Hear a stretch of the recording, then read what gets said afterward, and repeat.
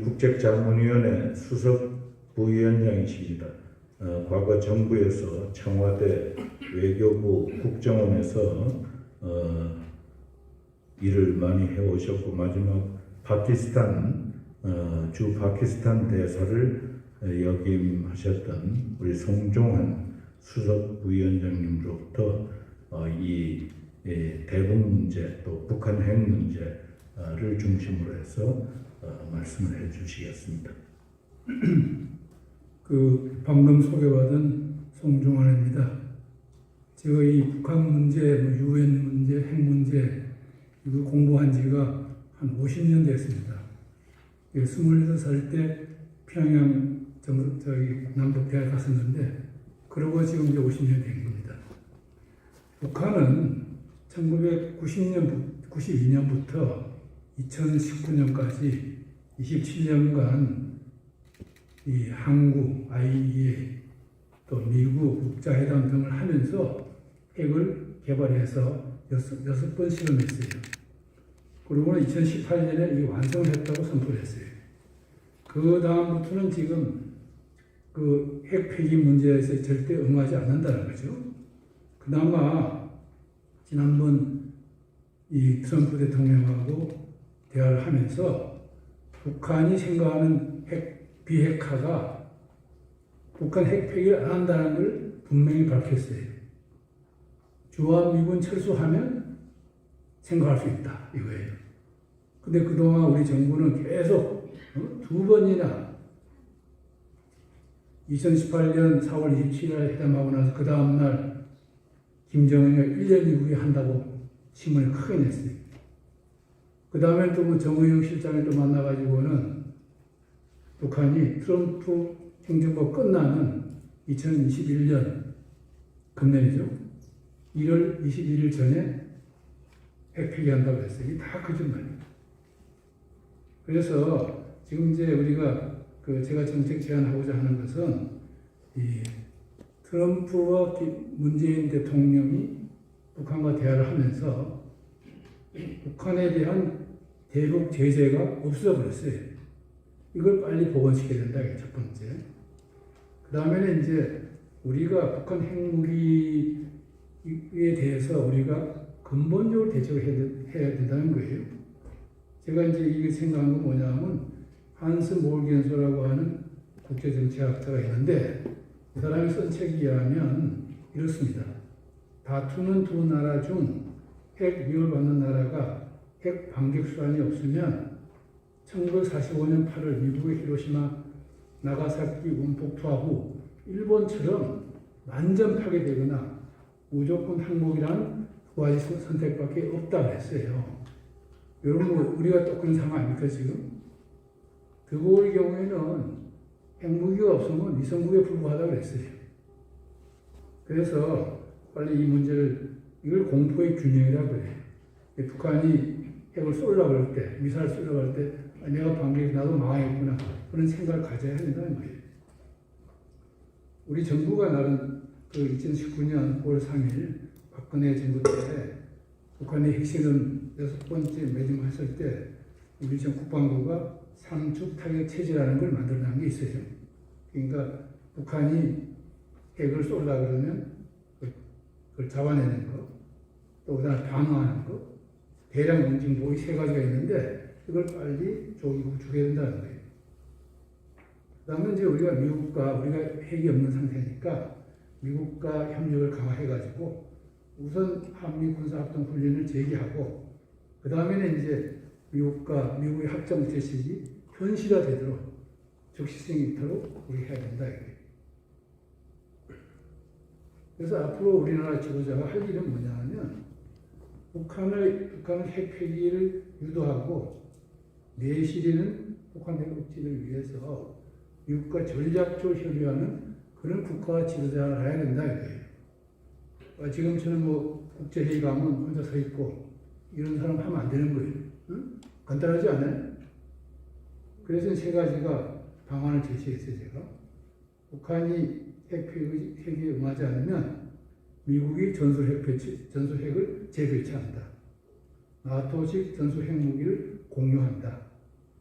미국의 양해 아래 북한이 핵 폐기하면 한국도 핵무장한다. 그러나 북한이 핵 폐기하면 우리 중단한다는 거죠. 세 가지의 제시를 우리 앞으로 대통령 되는 사람이 그런 걸 해야 된다 그죠. 그럼 이거는 이제 문제는 이 정책이 미국의 정책과 맞지 않아요. 미국은 NPT 체제를 유지하려고 하니까. 근데 이걸 미국한테 설명을 할 수 있어요. 그렇게 설명할 수 있는 논리가 제가 7가지를 제시했어요. 북한이 남북한 간 대화와 미북한 간 대화의 진정은 나올 가능성이 있다는 거예요. 우리가 핵을 가진다. 그런 절차를 취하면. 그 다음에 한국과 일본의 핵무장에 민감한 중국이 북한 핵 폐기에 적극적 역할을 할 가능성이 있는 거예요. 또 하나는 제가 근무했던 파키스탄을 중심으로 생각해 보면 우선 중국과 인도 간에는 여러분 가끔 신문에 볼 겁니다. 이 총을 안 쏘고 몽둥이를 싸워요. 그리고 뭐 10km, 20km 왔다 갔다 하기도 하고요. 또 인도 파키스탄도 마찬가지예요. 국경이 있는데도 그렇게 뭐 10km, 20km 와서 비행기도 오기도 하고요. 전투를 합니다. 근데 큰 전쟁이 일어나지 않는 것은 뭐냐 하면 양쪽이 다 중국, 인도, 파키스탄 다 핵이 있는 거예요. 만일에 우리가 핵이 있다 그러면 북한이 연평도가 무슨 이상한 짓을 안 할 거예요. 그 다음에 이제 한국의 핵무장은 미, 중국 간 평화경쟁 시대에 중국의 주한미군 타격을 억제할 가능성이 있는 거예요. 또 북한이 미국 본토를 공격한다는 것도 억제할 수 있는 거예요. 최악의 경우에 미국이 대북 군사 옵션을 취할 경우 그런 미국이 직접 하는 것보다는 우리한테 핵을 주어서 하는 것이 더 경제적이다 이거예요.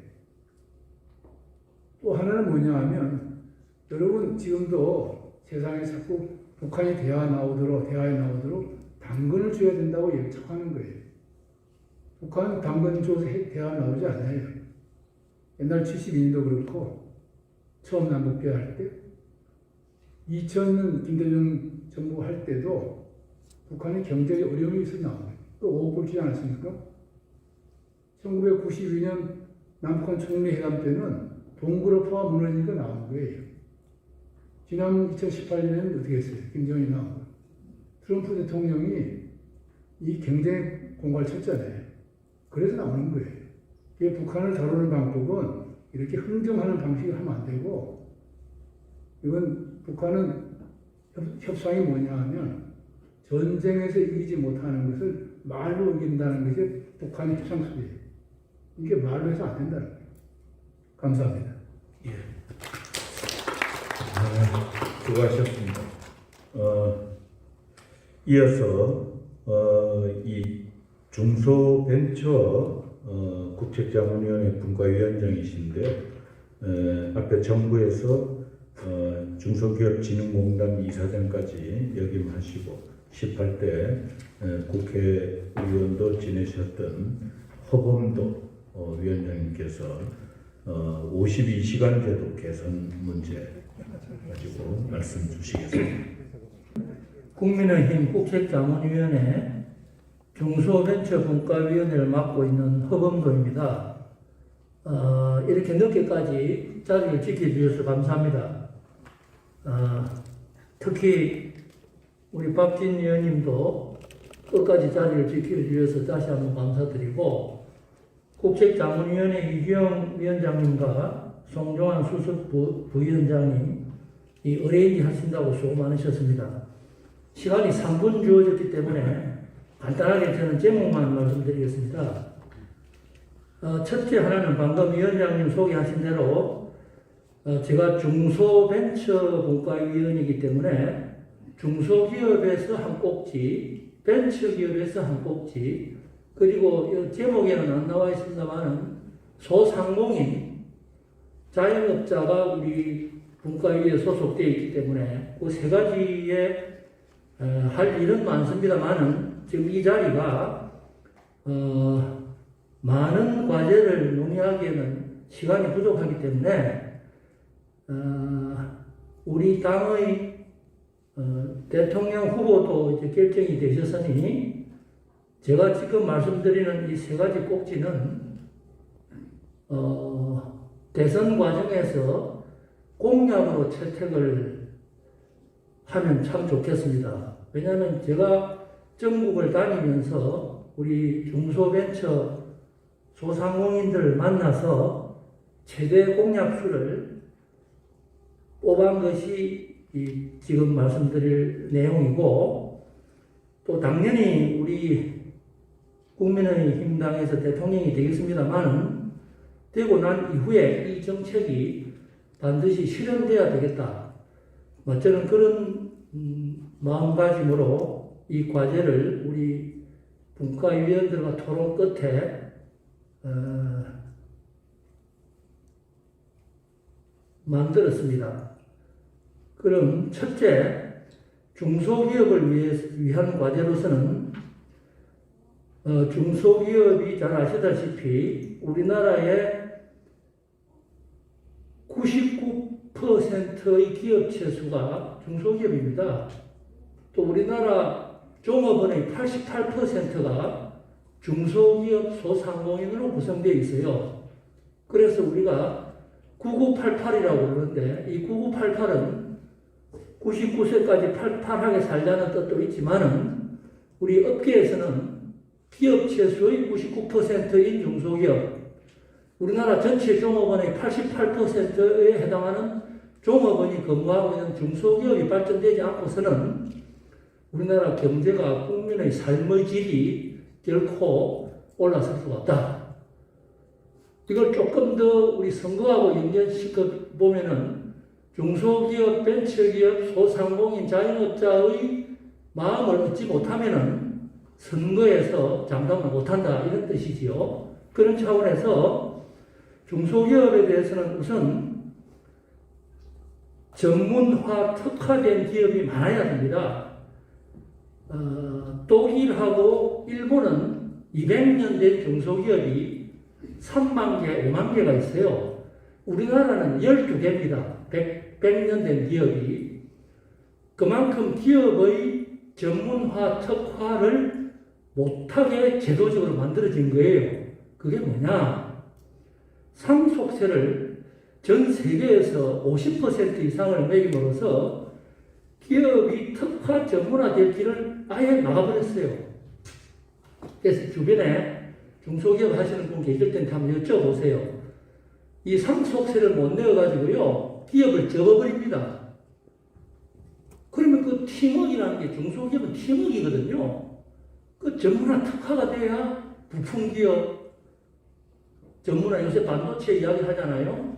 이런 기업들이 수소, 전기차, 그래서 상속세를 개편해서 우리 중소기업들이 전문화가 특화돼야 되겠다 하는 게 첫째입니다.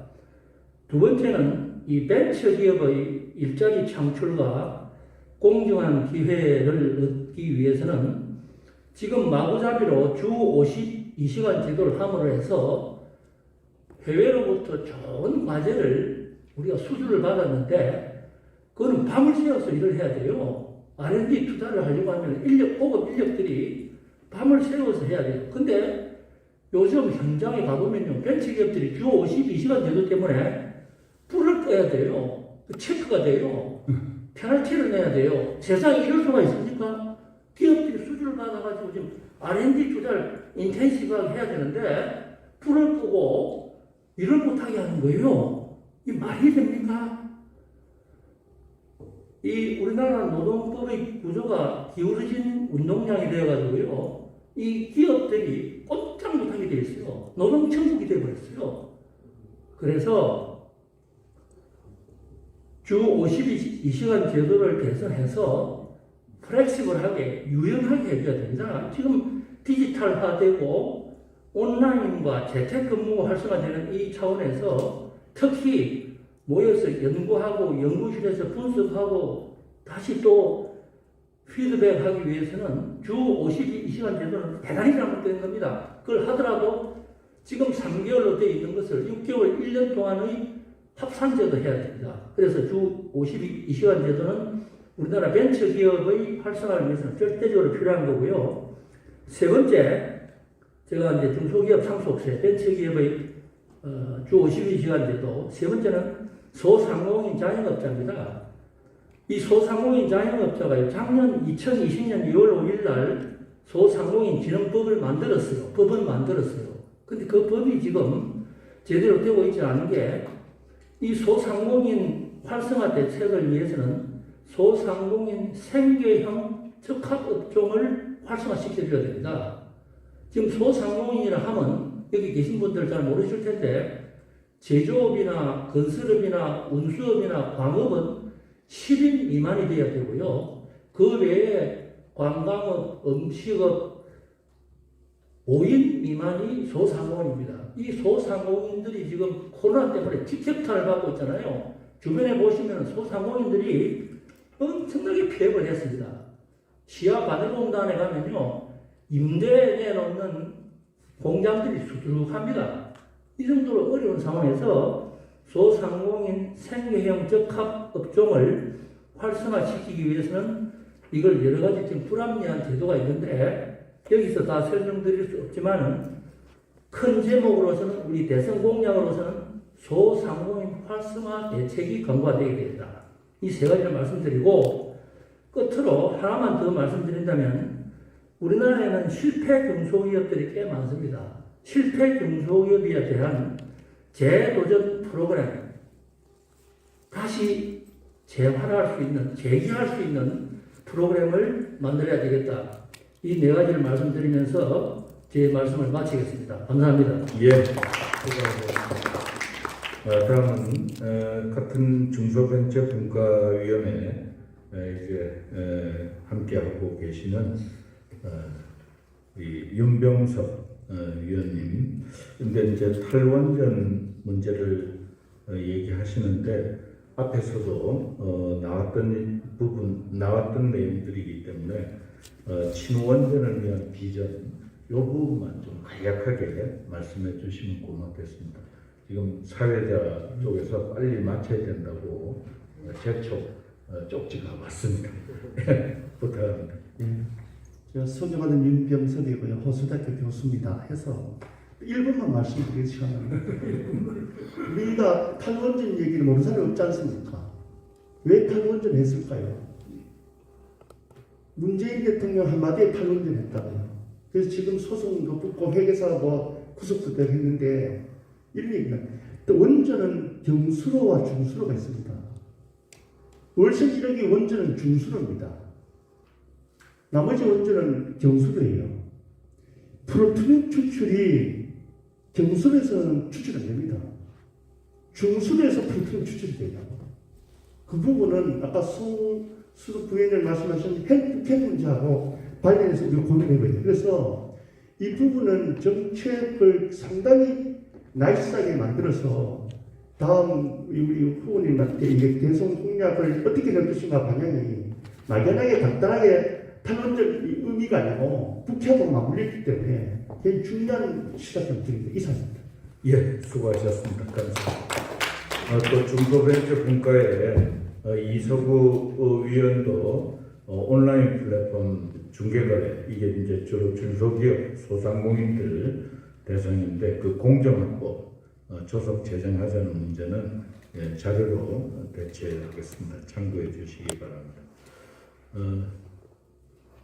그리고 사회복지분과의 김성희 전 복지부 장관님 이제 그 자료가 있는데, 그것도 자료집에 있는 내용을 참고해 주시기 바랍니다. 환경분과위원회 우리 윤성규 전 장관께서 분과위원장 맡고 계신데, 오늘은 연세대학교 공대의 화공생명공학과 박진원 교수님, 우리 국책장려위원회 이제 당원만 가입하도록 되어 있는데 당원이 아니시기 때문에 저희들이 특별 장려위원으로 이렇게 모시고 환경 정책에 대해서 의논을 같이 하고 있는 분입니다. 예, 감사합니다. 저 당원인데요. 아이고, 장비 올리게. 자동이체로 나가고 있습니다. 예. 제가 예, 이전에 제가 나가고 아시겠습니까? 저는 이제 개방적으로 국립환경과학원장을 할 때 장관님하고 연이 닿아서 저희들 위원회를 유지하면서 2주에 한 번씩 15번을 만났습니다. 그래서 11개의 과제를 도출했습니다. 제가 교재를 보니까 3개가 올라와 있는데 미래 세대에 전가하지 않는 환경 보전 책임, 그리고 2050 탄소 중립에 관한 거, 이것도 미래 세대에 짐을 지우지 않겠다라는 것입니다. 그리고 원전은 최고로 안전하게 확대하고 화력 발전을 최소화하겠다. 이 세 꼭지가 있고 나머지도 있습니다. 근데 우리나라의 지금 위상이 대단한 건 알고 있는데, 단적으로 한 개만 말씀드리면은 전기 사용량이 OECD에서 3번째입니다. 우리나라는 미국하고 일본밖에 없습니다.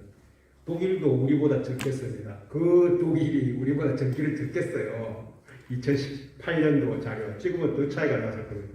왜 그렇게 전기를 쓰느냐면은 다 아시는 바와 같이 우리나라는 물건을 막 만들어서 그걸 수출을 해야 나라가 유지가 되는 그런 나라입니다. 그래서 우리나라의 산업단지가 국가산업단지 큰 거 7개 포함해서 1000개가 넘습니다.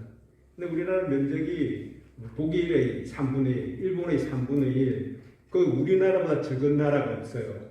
그 작은 나라에서 그렇게 만들어서 수출을 하고 나라를 유지하니 이 나라의 미세먼지뿐만이 아니라 에너지, 환경에 아주 열악합니다. 그래서 우리나라의 환경정책은 선진국보다 훨씬 더 많이 투자하고 더 많이 해야 되는 것입니다. 그래서 오늘 아까 주제 발표하신 박석순 교수가 환경기본법 이런 걸 말씀하셨는데 거기 굉장히 동의를 합니다. 물론 IPCC에서 지구가 차가워지고 있다 이 말은 동의를 하지 않지만은 그 환경기본법이라는 말에는 굉장히 동의를 합니다. 그래서 저희들이 만드는 정책 중에서는 많은 이야기가 나왔지만은 탈원전 정책을 폐기하고 에너지 구성, 에너지 믹스는 국민의 합의하에서 개선돼야 된다고 그렇게 생각합니다. 그래서 이제 월성 1호기 등에 같은 수명 연장도 아주 그 스트레스를 정확히 파악해서 그것을 국민한테 공포하고 원자력을 발전해 나가야지 탄소 중립을 이룰 수 있을 것입니다. 그리고 이 탄소 중립을 지금 위원회가 크게 이제 목표를 말을 했는데 그 국민의힘에서는 그 탄소위원회의 그 내부의 사항을 이 비논리적인 사항을 논박하는 자료가 별로 안 나와요. 아마 시끄러운 시민단체랑 문제하기 싫어서 안 되는 거라고 저는 생각을 합니다. 그래서 이 탄소 중립의 그 목표를 더 개선하고 할 일들이 많습니다. 그래서 저희들이 생각해낸 거는 환경기후에너지 부를 하나 만들어서 에너지하고 환경하고 기후를 함께 해야 되겠다라는 안을 냈습니다. 그리고 이제 그 또 좀 서브로 산림청이 있는데 산림청은 산림경제 이런 걸 많이 따지는데 그 산림이 인간 환경에 주는 삶이 그 경제력보다는 훨씬 더 큰 포션을 차지합니다. 그래서 환경부에 산림청이 외청으로 들어와서 같이 환경을 좋아해야 되겠다 이런 안을 내었습니다. 그리고 지금 탄소가스관리법이라는 법을 만들려고 하는데 지금 선언적인 법이 많습니다. 그 법을 해서 목표가 있는 것이 아니고 좀 헷갈립니다. 그래서 이 단계적으로 롤드맵을 정해가지고 달성하면 인센티브 주고 안 되면은 되도록 하는 그러한 온실가스 관리법을 제정하려는 것을 또 목표를 잡았습니다. 그 4대강에 대해서는 지금 정부가 4대강을 철거한다고 했는데 결국 철거하지 못했습니다. 그것은 그게 자기들이 말하는 거하고 실제하고는 달랐습니다. 그래서 이제 이 4대강 문제가 크게 이슈는 안 되겠지만은 그래도 4대강의 그 지역 주민과 그 의견을 수렴해가지고 정말 원하는 방향으로 나가야 될 것이라고 생각을 합니다. 그리고 제주 2공항이라든지 생활환경 관측지에서 조류 발전 시스템을 넣는다든지 설악산 케이블카 이런 것은 환경영향 평가와 지역 주민의 의견을 존중해서 더 해야 된다고 이러한 안건을 내었습니다. 감사합니다. 예, 고맙습니다. 이제 발표자로서는 마지막이 되겠습니다. 국책자문위원회에는 이 청년들을 위한 그런 분과가 사실 없습니다. 그래서 그리고 이제 대개 정부나 각계 이제 그 고위직을 역임하신 분들이 국책자문위원으로 이렇게 선정이 되기 때문에 청년들 문제를 다룰 수 있는 특별위원회를 저희 국책자문위원회 이번에 두었습니다. 거기에 전문인 청년 특별위원장을 맡고 있습니다. 이창서 위원장께서 거기서 논의된 내용을 중심으로 말씀을 해주시기 바랍니다. 네, 감사합니다. 저는 국책자문위원회에서 전문인 청년 특별위원장을 맡고 있는 이창석입니다.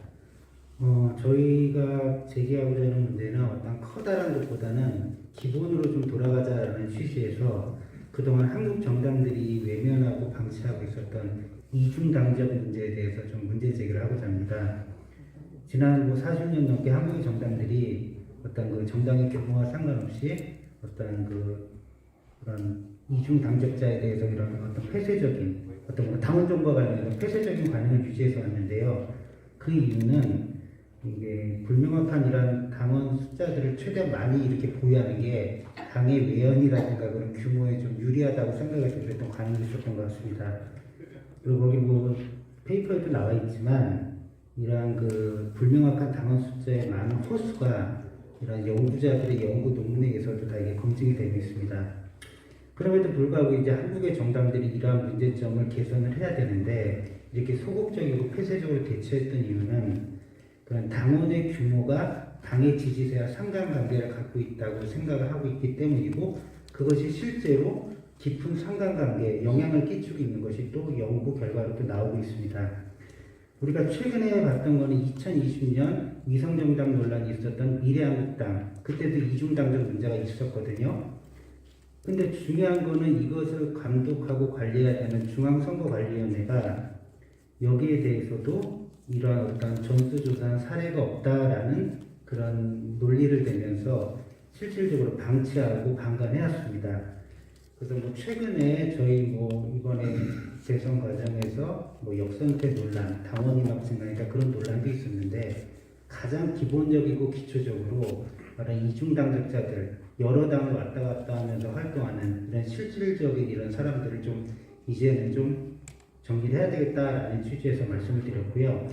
거기 페이퍼에 있는 이제 이중당적 개선 비전과 관련해서는요, 이러한 문제를 장기간 방치하지 말고 앞으로는 우리 스스로가 자기들 정당의 민주적 활동을 스스로 교란시켜온 거에 대해서 반성을 하고 이것의 중대한 함의가 어떤 선거의 공정성을 심각히 훼손해 왔다라는 것, 그리고 이것이 결국은 민주주의의 위기로 이어질 수 있다라는 이런 깊은 의식을 갖고 이번에 새로 우리 그 정당들이 여야의 지도자들이 이 문제에 대해서 깊게 한번 고민을 해봐서 개혁하라는 계기가 됐으면 좋겠습니다.